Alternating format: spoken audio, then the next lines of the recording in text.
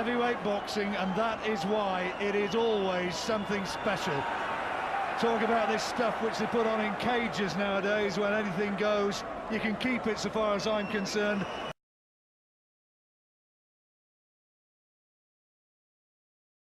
Arthur Williams found out in Hayes' last contest, that was in May in Reading, he stopped the very impressive Williams, and he's landed with a couple of good shots, and that was a good combination by David Hay. And look at that, there's not a flicker of emotion on the face of Hay as he goes to work, and Carl Thompson is in serious trouble in this opening round. The three judges at ringside may not be needed for this one if David Hay keeps going like this. This is what we've come to expect from Carl Thompson. He gets punched from pillar to post, round after round. Takes him a few rounds to get going, it really does. But what a cracking, lovely left uppercut from Hay. Well, Hay really is going to work. This is amazing by David Hay. This, again, I have to say what I said earlier, this is what we've come to expect from Carl Thompson. Hay looks incredibly sharp, has to box nice and careful, can't take it for granted. Good right hand once again by Hay. Well, Thompson has more lives than a cat. He's got the heart of a lion, but Hay's got him again with a left hand. And Hay looks menacing and mean and wicked, and he's got Thompson again. Timekeeper started the time, but Terry O'Connor's let it go on. Thompson looking beleaguered. Can Hay end this by the end of the first? Thompson's mouth is open.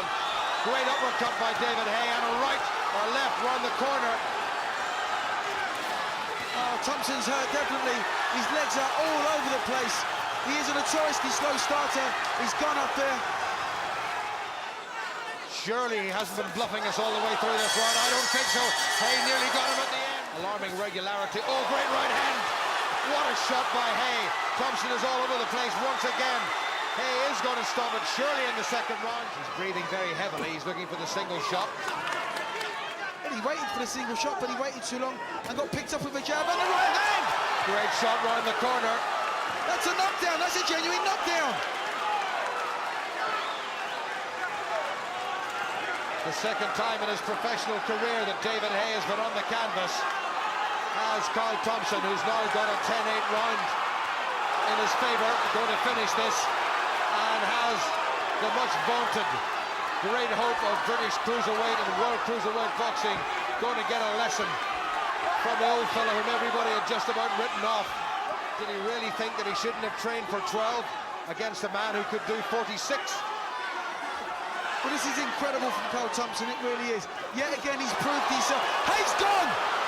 Oh, he's all over the place. The towel's come in from the Hay corner. The towel has come in, and it's all over. David Hay's career is in tatters.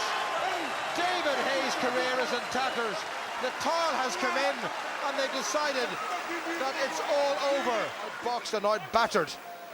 And then all of a sudden, in this round, he produced two knockdowns, genuine knockdowns. Hay got caught. Little glancing blow off the side of David Hay's head, and Hay looked so susceptible and so vulnerable, and he couldn't take it at all. And then Thompson, not content with that, did it again. There was that slicing hand, and look at that. Hay all over the place, and Thompson rushed in for the finish. And at that point, the towel came in, and Hay was completely gone. What a finish by Carl Thompson. And even more spectacular, perhaps, than the one against Rothman, because David Hay was really the much vaunted hope of British boxing. And his career really has got to go back to square one.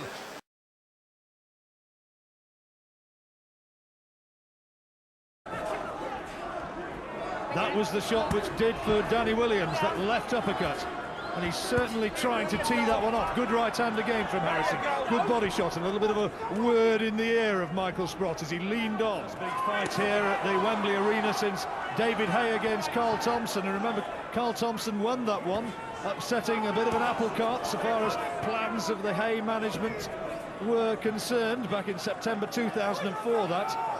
And Harrison has had good wins here. Made his debut here, actually, back in 2001. He's had good wins as well. Oh, good shot! Left hand right into the body, left over the top, and down goes Sprott in the opening round. It was a perfectly timed straight left by the looks of it, John. He just set himself and banged it in. And here he comes, unloading.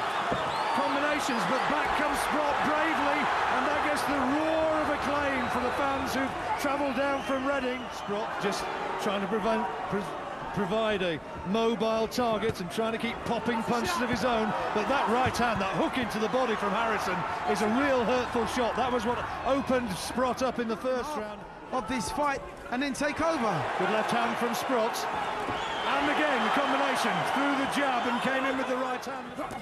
Sprott's just waiting just a little bit too long for my liking, John. He's just allowing Harrison too much free range to punch with both hands. Those body shots from Harrison were good, but then back comes Sprott, and that's a solid right. A big man. He's beaten Timo Hoffman as well, also a big man as well. Oh, good shot! Great left hand from Sprott. Harrison is down, and is that the end of the story? I don't think he's going to get up. It's all over. The left hook has won it for Michael Sprott. What a shot that was! What a shot! And look at the uncontrolled jubilation. 74-year-old Jim Evans is hugging the man he's guided here, and in the ring, Audley Harrison is still flat on his back. That was a stunning left hook from Michael Sprott. And where does Audley Harrison go from that outsider? And there was Harrison looking to tee off, and then whoosh. Oh, John, I mean, it was a roundhouse left hook, and you just couldn't have timed. He couldn't have timed it better, and he felt it all the way to his boots, John.